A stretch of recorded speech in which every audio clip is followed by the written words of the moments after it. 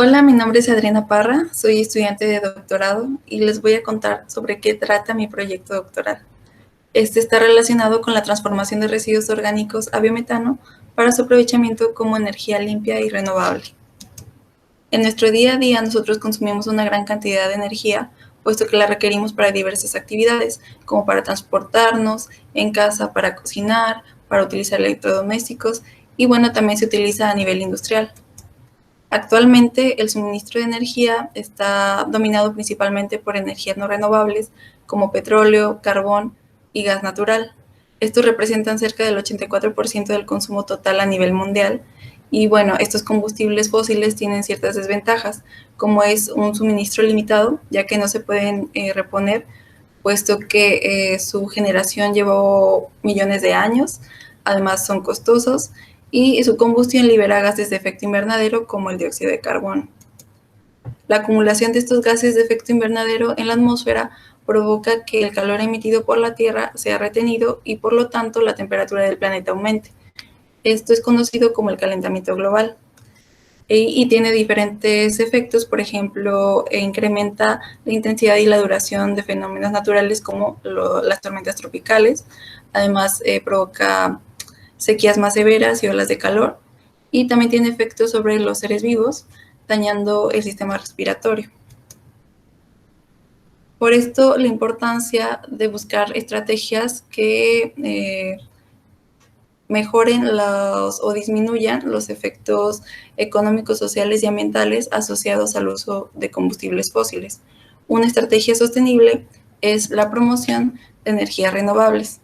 ¿Y qué son las energías renovables? Bueno, las energías renovables son aquellas que se reponen de manera natural a una tasa que iguale o supere la tasa de consumo. Ejemplos de estas energías renovables son la hidroeléctrica, eólica, solar y los biocombustibles. Estos últimos, los biocombustibles, son obtenidos a partir de residuos orgánicos mediante una transformación ya sea química, térmica o biológica.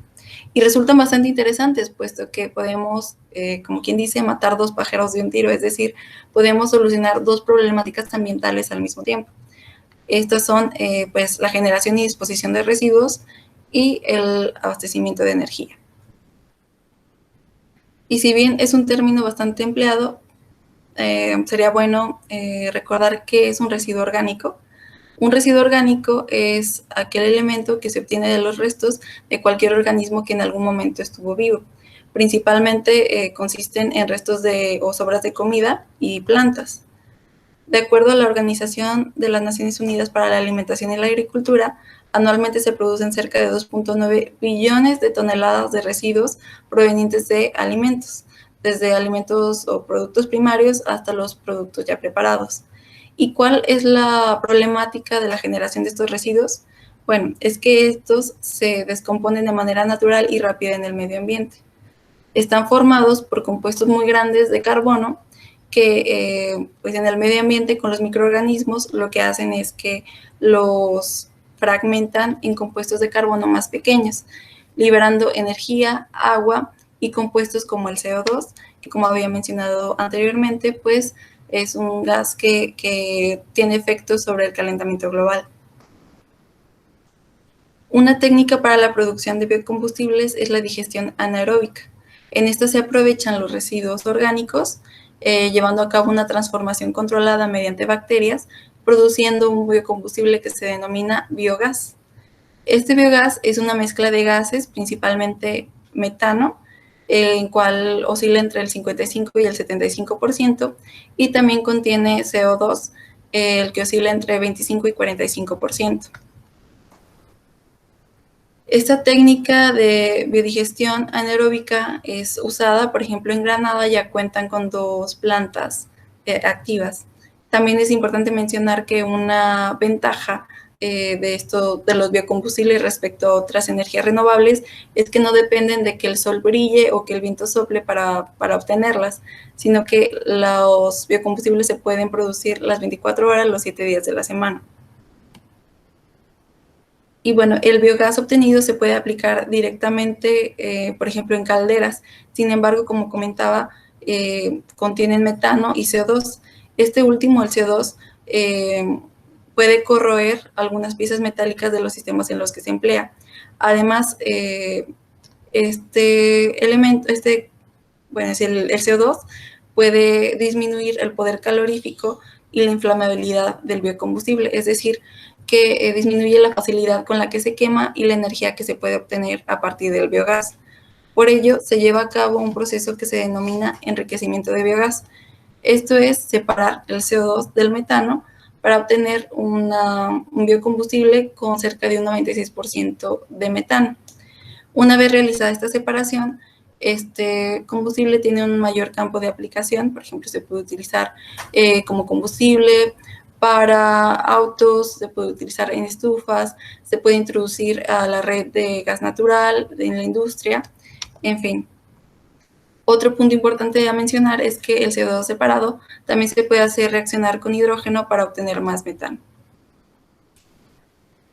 En cuanto al enriquecimiento del biogás, se utilizan diferentes técnicas. Una de ellas es la absorción por oscilación de presión. Esta se realiza a presiones elevadas. Se utiliza un material que se conoce como adsorbente.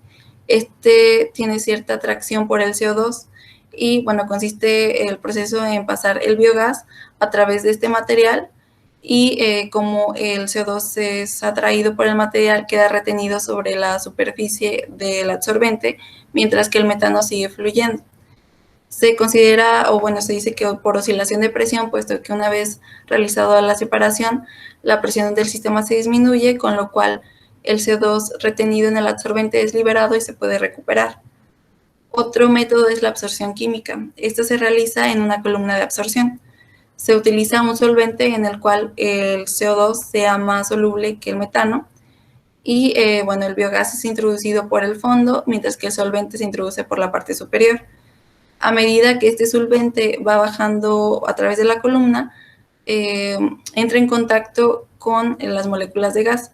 Como el CO2 es soluble en el solvente, se disuelve y se forma una solución que se recupera en el fondo, mientras que el gas metano se recupera por la parte superior de la columna.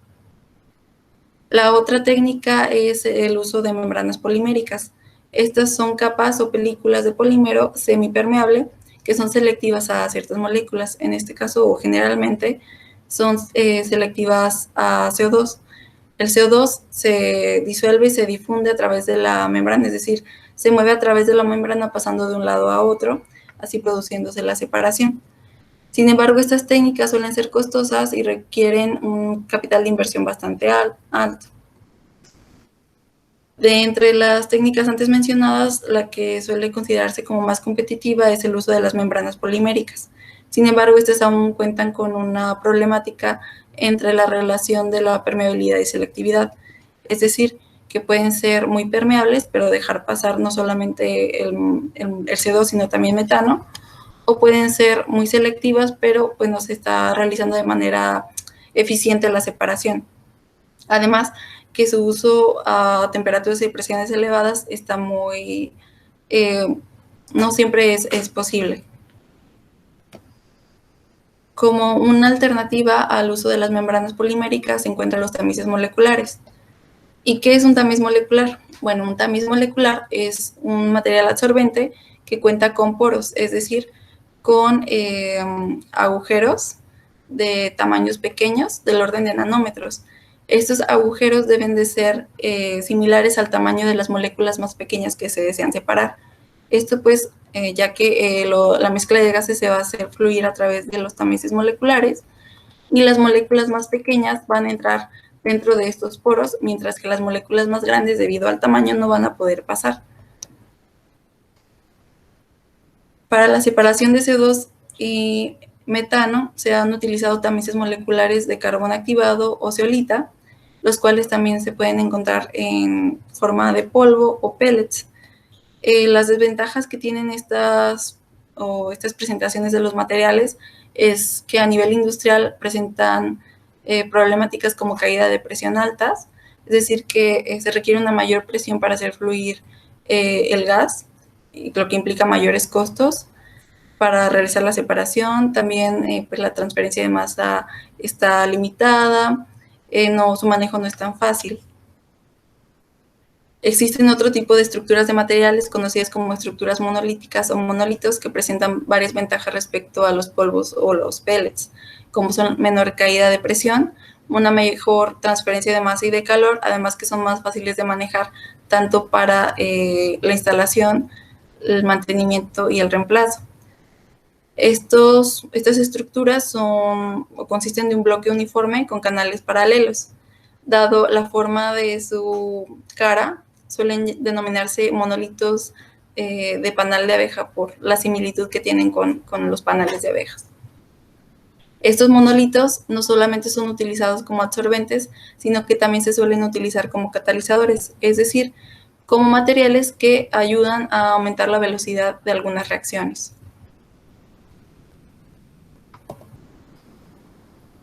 Para sintetizar los monolitos existen algunas técnicas como el corrugado. Esta se utiliza para los monolitos metálicos y consiste en corrugar una lámina de metal mediante rodillos, después apilar esta lámina corrugada sobre una lámina plana y posteriormente enrollarla sobre sí mismos. El espacio que se forma entre la lámina corrugada y la lámina plana forma el canal monolítico. Otra técnica que también es la más empleada es la extrusión. Esta consiste en hacer pasar de manera forzada un material a través de un molde que determina la forma que va a tener pues el material a la salida. Con estas técnicas se pueden obtener monolitos de diferentes tamaños como cilíndricos o de prismas y también con canales de diferentes geometrías, puede ser cuadrados, circulares, triangulares o hexagonales, entre otros. Sin embargo, siempre estos canales van a ser rectos, es decir, la geometría no va a variar a lo largo del canal. Como mencionaba anteriormente, los monolitos constan del canal en el cual van a circular los reactivos. La pared del monolito, que su espesor va a variar de acuerdo al material y la técnica empleada para la producción del monolito. Y en caso de ser utilizados como catalizadores, van a tener una fase activa, que es en sí el compuesto que ayuda a realizar de manera más rápida la reacción. Debido a los métodos de síntesis que había mostrado, pues se pueden obtener simplemente canales rectos. ¿Y qué implica esto? Que, bueno, a pesar de que tengamos un flujo de alimentación de los reactivos que sea desordenado, al entrar dentro del canal por las fuerzas de fricción y viscosas, se va a formar un flujo más ordenado, pero no uniforme, en el cual en el centro del canal podemos obtener velocidades hasta 5 veces mayor que las velocidades cercanas a la pared de los canales. Esto pues lleva a que que se vaya disminuyendo la concentración desde la pared hacia el centro del canal del monolito, por lo cual pues no se está llevando a cabo una buena interacción de los reactivos con el material y pues no se está aprovechando de manera adecuada el material. Existen algunos estudios en los que se ha analizado cómo afecta la forma del canal recto en diferentes aplicaciones. Y a pesar de que se ha visto que la sección transversal de los canales sí tienen un efecto sobre el desempeño de los monolitos, en general se ha dicho que no existe una geometría ideal para todas las aplicaciones, sino que la geometría que puede ser óptima para una aplicación puede no serlo para otra. Por lo tanto, los diseños deben ir adecuados a las necesidades y las aplicaciones que se vayan a hacer. Recientemente se ha empleado la impresión 3D en la síntesis de monolitos. Esto dado que permite realizar diseños más novedosos, específicos, con tamaños más pequeños y con mayor precisión. Además, da la posibilidad de realizar monolitos con mayores densidades de celda. Esto quiere decir que se puede obtener mayor cantidad de canales en una misma área. Existen diferentes técnicas de impresión 3D. Tres son las más empleadas. La primera es el modelado por deposición fundida. En esta se emplea un filamento de polímero, por ejemplo, el cual se coloca en una boquilla Esta boquilla se calienta y funde el material, al mismo tiempo que va haciendo la forma de la pieza que queramos obtener. El material fundido se deposita sobre una placa, se solidifica y se va formando una capa. La boquilla sube el espesor de la capa y vuelve a hacer el mismo procedimiento así hasta obtener la pieza deseada. Otra técnica es la estereolitografía. Esta se emplea una resina líquida que se solidifica en presencia o en contacto con la luz ultravioleta. Esta resina se coloca en un tanque en el cual una base de impresión como esta se sumerge. Entonces, con el láser se hace la forma deseada que solidifica la resina, formando así la primera capa. Posteriormente, esta base sube el espesor de la capa, el láser vuelve a hacer la forma deseada, así generándose una nueva capa hasta obtener la pieza, en este caso los monolitos. Y la última técnica es la escritura directa de tinta. En esta, la tinta líquida con composición variable es depositada de manera controlada a través de una boquilla que igualmente va depositándolo sobre una placa, capa a capa, hasta obtener nuestro material. Y bueno, en el equipo de investigación se ha empleado la técnica de impresión 3D para fabricar monolitos con diferentes geometrías, con canales no rectos, para analizar el efecto que tienen sobre diferentes reacciones. Y se ha observado que si estos nuevos diseños han favorecido la interacción entre los reactivos y los monolitos, incrementando las conversiones, las velocidades de reacción y por ende la efectividad de los materiales. Por lo tanto, lo que se plantea es emplear o aprovechar la técnica de impresión 3D para generar monolitos con estructuras adaptadas que permitan una mejor interacción y un mayor aprovechamiento de los materiales, tanto para la separación de CO2 y metano, como para la reacción de ese CO2 separado con hidrógeno y produciendo pues más metano. Y bueno, por mi parte sería todo. Espero que hayan disfrutado la charla y muchas gracias por su atención.